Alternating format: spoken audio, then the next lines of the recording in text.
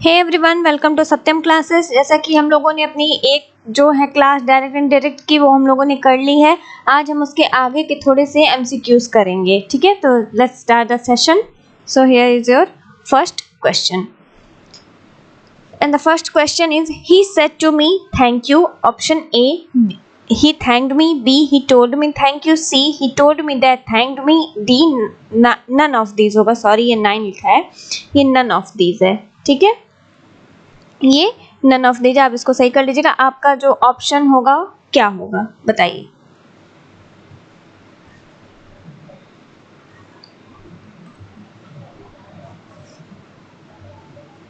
Time up and your answer will be ए।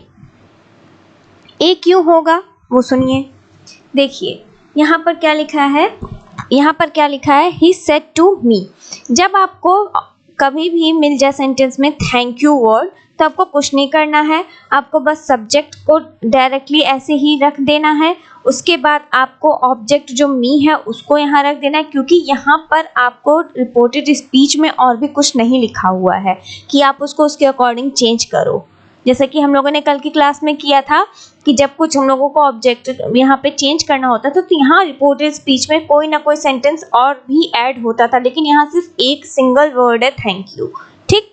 तो उसमें कुछ चेंज नहीं करना। अगर थैंक यू आपको मिल जाए, ये सिंपल सा टेंस है, सिंपल टेंस है, इसको बस आपको थैंक कर देना है बस, और आपको कुछ नहीं करना इसमें। बस आपको ही थैंक मी, आंसर आपका सही हो जाएगा जब सिर्फ थैंक यू के केस में, ठीक है। इतना ध्यान रहेगा। चलिए नेक्स्ट क्वेश्चन देखते हैं। He said to me, "Don't disturb me." Option A, B, C, D. What will be your answer?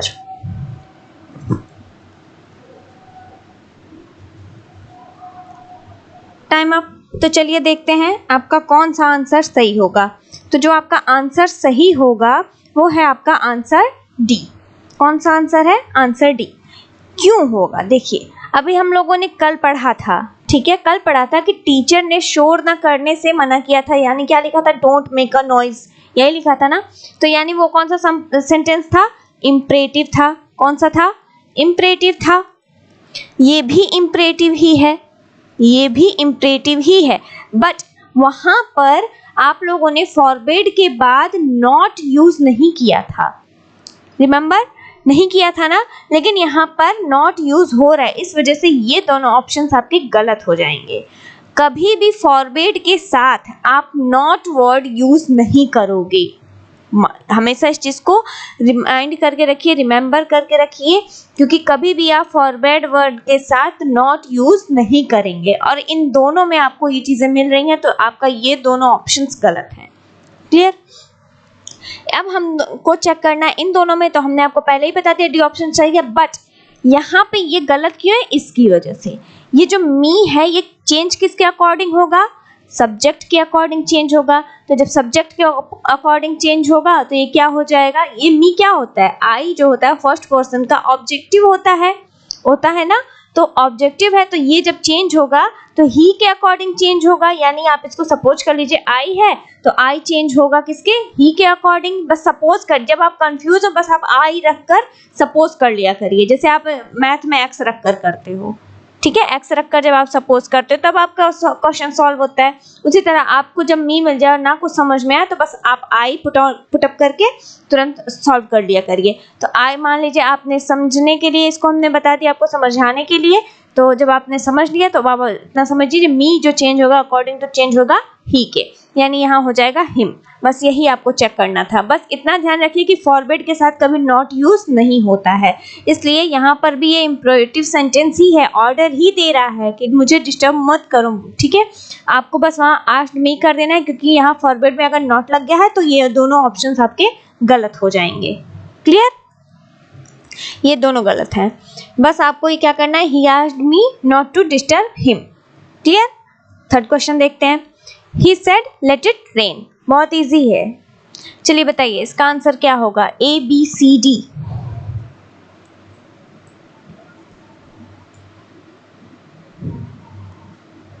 Time up and your answer will be C. ये भी ही होगा, यहाँ डब्ल्यू लिखा है, ठीक है, सी होगा। देखिए जब आपको लेट जैसा वर्ड मिल जाए, बस आप इतना याद रखेंगे कि आपको वहां शुड यूज करना है। ट्रिक है छोटी सी, जब आपको लेट वर्ड मिल जाए, बस आपको वहां पे याद रखना है कि आपको शुड ही यूज करना है। अगर आपको ये मिल जाएगा तो आपका वो ऑप्शन सही हो जाएगा। तो आपका सही ऑप्शन है option C, he wished that it should rain. बस, और आपने कुछ नहीं करना। चलिए फोर्थ क्वेश्चन देखते हैं। He said to me, don't go out. What will be your answer? A, B, C, D.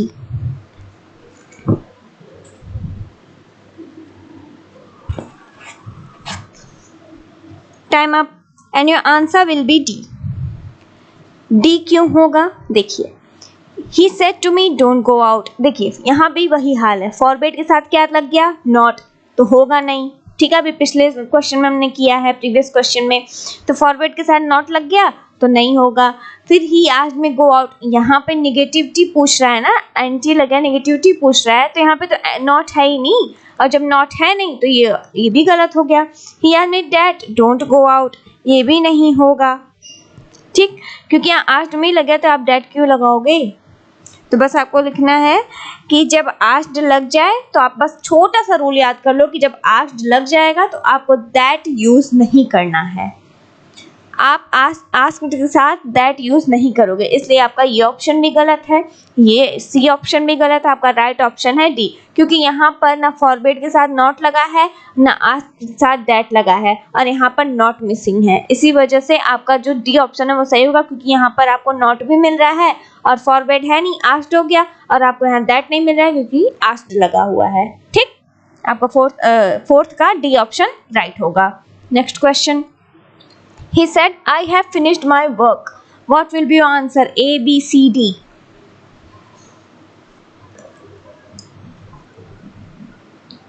Time up. देखिए, आपका जो आंसर सही होगा वो होगा आपका आंसर सी। बहुत इजी है, हम लोगों ने किया है। देखिए क्यों होगा, ये आपको कौन सी टेंस दिख रही है? हम लोग इसको एज ए हेल्पिंग वर्ब किस टेंस में यूज करते हैं? वेरी गुड, अगर किसी ने प्रेजेंट कहा है तो बहुत सही जवाब दिया है, यानी प्रेजेंट परफेक्ट की बात हो रही है। और जब प्रेजेंट परफेक्ट की बात हो रही है तो अभी हम लोगों ने इसको फिनिश किया था पिछले क्लास में कि जब आपको प्रेजेंट परफेक्ट मिल जाएगा तो आप उसको चेंज करते हो पास्ट परफेक्ट में। यही तो हमने पढ़ा था, जब आपको प्रेजेंट परफेक्ट मिल जाएगा तो आप पास्ट परफेक्ट में चेंज करते हो, लेकिन जब आपको पास्ट परफेक्ट मिलता है तो आप प्रेजेंट परफेक्ट में चेंज नहीं करते हो। इतना ध्यान रखना, आपको जब प्रेजेंट में मिलेगा प्रेजेंट परफेक्ट में, तब आप उसको पास्ट परफेक्ट में चेंज करोगे। तो पास्ट परफेक्ट की जो हेल्पिंग वर्ब होती है क्या होती है? बिल्कुल हैड होती है।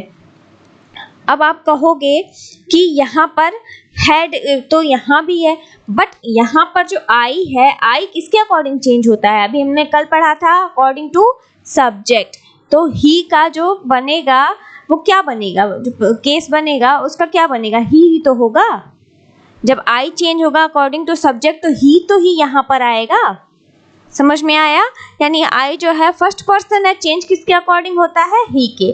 तो यहाँ पर हो जाएगा ही said that he had finished the work. यहाँ पर जो ये फिनिश्ड है ये वर्ब की थर्ड फॉर्म हो जाएगी। ठीक है, V3 form. Clear? Next question देखते हैं। 6. He said he is tired. A, B, C, D. What will be your answer? बहुत इजी है ये तो। Time up and your answer will B C. जितने लोगों ने C किया है बहुत बहुत थैंक यू, आपने सही ऑप्शन पुटअप किया है। देखिए आपने सही ऑप्शन पुटअप किया है तो क्यों किया है? क्योंकि आपको यहाँ पे क्या दिख गया? इज, और ये पता है कि ये प्रेजेंट की बात कर रहा है, तो आपने बस तुरंत कैच किया कि बस हमें पास्ट की बात करनी है, बस यहाँ पर वॉज आपने लगा दिया। इफ लगेगा नहीं, आपको पता है कि यहाँ पर इफ लगेगा नहीं क्योंकि क्वेश्चन मार्क नहीं है, यहाँ पर क्या है? फुल स्टॉप है। जब क्वेश्चन मार्क रहता है तब आप इफ या वेदर यूज करते हो, ठीक, लेकिन यहाँ पर क्या है? फुल स्टॉप है, तो आप क्या लिखोगे? He said that he was tired. बस। Next question. He said the sun sets in the west. बहुत इजी है, हमने कल किया है इसे। चलिए बताइए इसका आंसर क्या होगा? A, B, C, D. Time up and your answer will B D. देखिए ही सेड ये चेंज नहीं होता, बस क्योंकि ये क्या है, जो सूरज वो पश्चिम में ढलता है, अभी हमने कल इसको बताया था, बोल के भी बताया था और लिखा भी था कि यूनिवर्सल ट्रुथ कभी चेंज नहीं होता है। रिपोर्टेड स्पीच रिपोर्टिंग वर्ब में अगर आपको प्रेजेंट या फ्यूचर मिल जाता है रिपोर्टिंग वर्ब में, तो आप उसको चेंज नहीं करते हो, और जब आपको रिपोर्टेड स्पीच में यूनिवर्सल ट्रुथ मिल जाता है तो आप उसको एज इट इज रखते हो, उसको चेंज नहीं करते, वो एज इट इज रहता है। ठीक है, तो यानी ये आपका क्या है, ये क्या है आपका यूनिवर्सल ट्रुथ है। क्या है, यूनिवर्सल ट्रुथ है, ट्रुथ है। तो आप इसको कुछ चेंज नहीं करोगे, बस आपने चेंज क्या करना है, कॉमा इन्वर्टेड कॉमास की जगह आपको क्या पुटअप करना है, दैट, दैट्स इट, और आपको कुछ नहीं करना। चलिए 8th क्वेश्चन देखते हैं। I say I work hard. What will be your answer? A, B, C, D.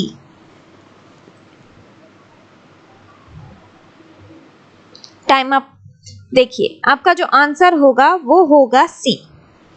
अभी हमने कहा जब आपको रिपोर्टिंग वर्ब में प्रेजेंट या फ्यूचर मिल जाए, जब आपको रिपोर्टिंग वर्ब में प्रेजेंट या फ्यूचर मिल जाए तो आप उसको चेंज नहीं करते हो, आप उसको एज इट इज रखते हो। देखिए यहाँ आई से लिखा है क्योंकि क्या, आई प्लूरल नंबर है। अगर यहाँ पर ही शी होता तो आप वहां पर सेज लिखते, यानी कि सिंगुलर नंबर के साथ हम क्रिया में क्या जोड़ देते हैं, वर्ब में क्या जोड़ते हैं, एस जोड़ देते हैं, हमने पढ़ा है टेंसेस में। ठीक है, तो यहाँ जब ही शी होता तो आप वहां पर बस सेज उसको पुटअप करते और आपको कुछ नहीं करना था। ठीक, यहाँ पर आपको प्लूरल नंबर है, इस वजह से आपने क्या यूज किया है, से। तो सेंटेंस है क्या, आई से आई वर्क हार्ड, तो आपको यहाँ पे क्या मिल गया, प्रेजेंट का मिल गया। तो जब आप उसको चेंज नहीं करोगे, कॉमा इन्वर्टेड कॉमास की जगह आपने डेट पुटअप कर दिया, आई वर्क हार्ड, इसमें भी कोई आपको चेंज नहीं करना है क्योंकि इसमें कोई ना तो ऑब्जेक्टिव केस है ना कोई पॉजिटिव केस है। तो आई अकॉर्डिंग टू आई के ही चेंज होगा, तो क्या होगा, आई ही तो होगा, पॉजिटिव केस नहीं है कुछ, इसलिए आप यहाँ पे मी या माई कुछ नहीं करोगे, ना पॉजिटिव है ना ऑब्जेक्टिव है। ठीक है, तो आप यहाँ पर कुछ और भी यूज नहीं करोगे, बस आई का आप आई ही एज इट इज रख दोगे। ठीक, चलिए आगे देखते हैं। 9th क्वेश्चन है, I say you are a fool, no you are not, this is a sentence. ठीक है, तो देखिए आई से यू आर अ फूल, तो आपका ऑप्शन है A B C D, what will be your answer.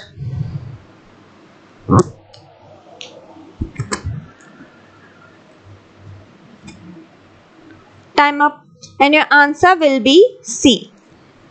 फिर वही केस है, देखिए यहाँ पे क्या है, फिर से आपका प्रेजेंट परफेक्ट का केस है। ठीक है, सॉरी प्रेजेंट इंडेफिनिट का केस है, यानी यहाँ पे प्रेजेंट की बात हो रही है, इसलिए आप उसको बस यही लिखोगे, आई दैट आप यूज करोगे कॉमन इन्वर्टेड की जगह, you are a fool same आपका वही रहेगा। ठीक है, और आपका जो ऐड करना था आपने सिर्फ यहाँ पर दैट यूज करना था, जैसे आपने पिछले क्वेश्चन में किया है। ठीक, तो चलिए आगे देखते हैं।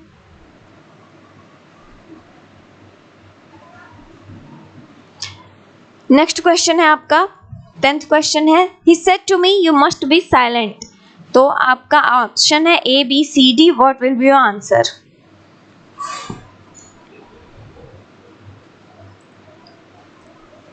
And your answer will be सी।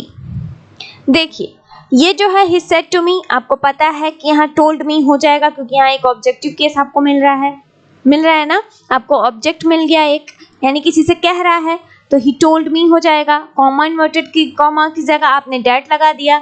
और जब आपको मस्ट बी या मस्ट मिल जाता है तो वहाँ कोई भी चेंजेस आप नहीं करते हो, तो आपने must be as it is रख दिया। लेकिन आप जो ये यू है ये सेकंड पर्सन है, और सेकंड पर्सन जो होता है वो अकॉर्डिंग टू चेंज होता है किसके, ऑब्जेक्ट के। तो आपका मी क्या है, ऑब्जेक्ट है, तो इसके अकॉर्डिंग चेंज होगा, तो इसके अकॉर्डिंग चेंज होगा, तो आप क्या कर दोगे, आई।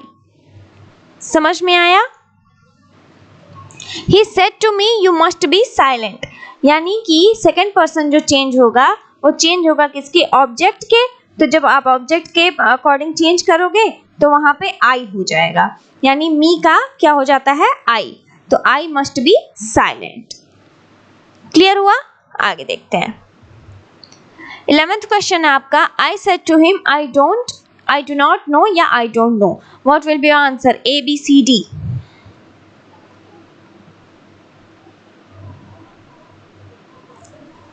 Time up and your answer will be, चलिए जल्दी से, अगर किसी का कमेंट बाकी है तो बता दीजिए।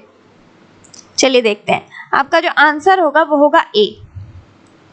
देखिए, I said to him, मैंने उससे कहा, तो आपको him मिल गया, ऑब्जेक्ट मिल गया, तो I told him हो गया, यानी said to जो चेंज हो जाएगा किस में हो जाएगा, told में। ठीक है, I told him, comma inverted commas की जगह आपने that यूज कर दिया, I आपका I ही रहेगा, I did not, I आपका अकॉर्डिंग, ये क्या है, फर्स्ट पर्सन है, और फर्स्ट पर्सन चेंज किसके अकॉर्डिंग होता है, सब्जेक्ट की।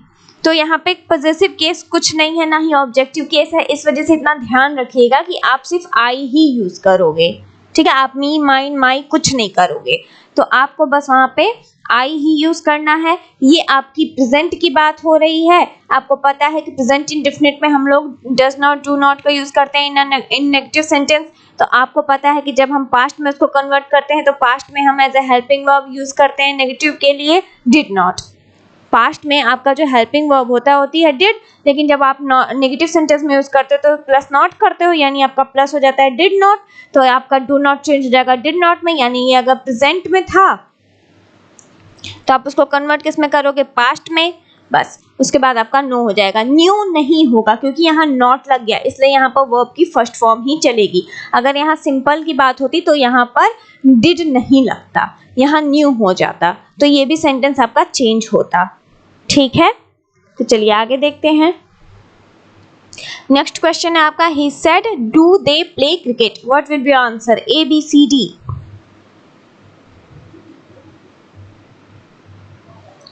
Time up. देखिए, आपका जो आंसर होगा वो होगा आपका D.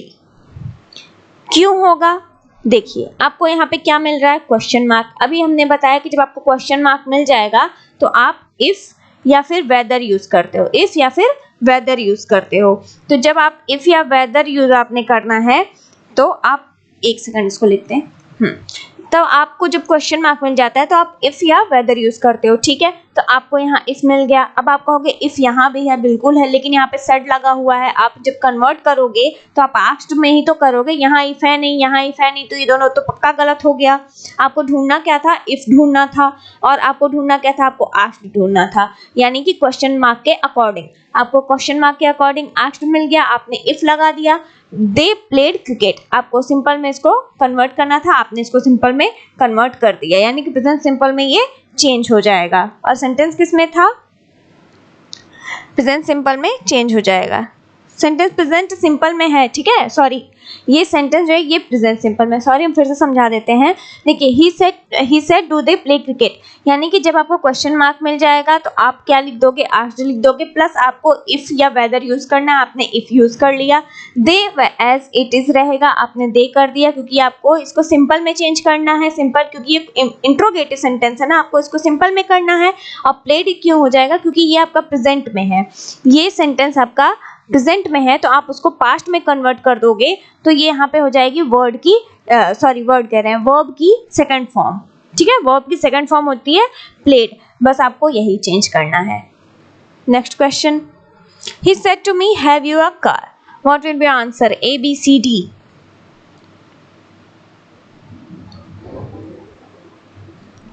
Time up and your answer will be B. देखिए, बी क्यों होगा, बिल्कुल यहाँ पे क्या है, क्वेश्चन मार्क है, तो आपने आस्क्ड ढूंढ लिया, बिल्कुल आपने इफ ढूंढ लिया। आई जो है, यू क्या है, यू क्या है, सेकंड पर्सन है, और ये चेंज किसके अकॉर्डिंग होगा, ऑब्जेक्ट के।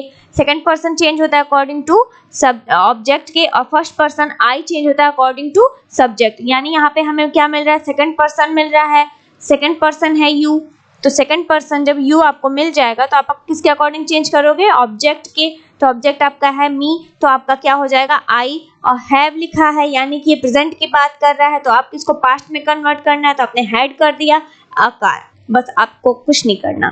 चलिए नेक्स्ट क्वेश्चन देखते हैं। He inquired how far is the station, what will be answer, A, B, C, D. And your answer will be D. Time up हो गया था, सॉरी कहना भूल गए। देखिए, डी होगा, क्योंकि बहुत इजी था। इंक्वायर्ड आपको वैसे ही करना है क्योंकि यहाँ पे क्वेश्चन मार्क मिल रहा है, बट यहाँ आपको ना सेट मिल रहा है ना सेट टू मिल रहा है, कुछ नहीं मिल रहा ना, तो आपको बस इंक्वायर्ड ही लिख देना है। आप बस उसको सेम उतार कर वहां पर रख दो, जैसे सेंटेंस में ऊपर रिपोर्टिंग वर्ब में लिखा है आपको बस वही वहां पर कर देना है। और जब आपको WH या हाउ वाला कोई वर्ड मिल जाता है तो आप उसको वही लिखते हो, जैसे हमने वेयर वाले केस में किया था, याद आया, वही वाला चीज है। तो आपको ये चीज भी सेम यहाँ पर ऐसे ही रख देनी है, फार वही रहेगा। द स्टेशन इज जो है ये आपका शो क्या करता है, प्रेजेंट। इज आपका प्रेजेंट शो करता है, आपको पास्ट में कन्वर्ट करना है तो आप वहां पर वॉज यूज कर दोगे बस। ये था आपका आज का सेशन। आई होप आज की क्लास आपको इजी और अच्छी लगी होगी, क्योंकि हमने एक बार इसकी प्रैक्टिस कर ली है, इसी वजह से हमने बहुत ज़्यादा क्वेश्चंस कल नहीं कराए थे, ताकि आपको बर्डन ना हो ज़्यादा पढ़ने में। नरेशन आपको बहुत ही नीटली पढ़ना होता है क्योंकि इसमें बहुत से रूल और रेगुलेशंस होते हैं। तो आई होप आपको आज की क्लास अच्छी लगी होगी।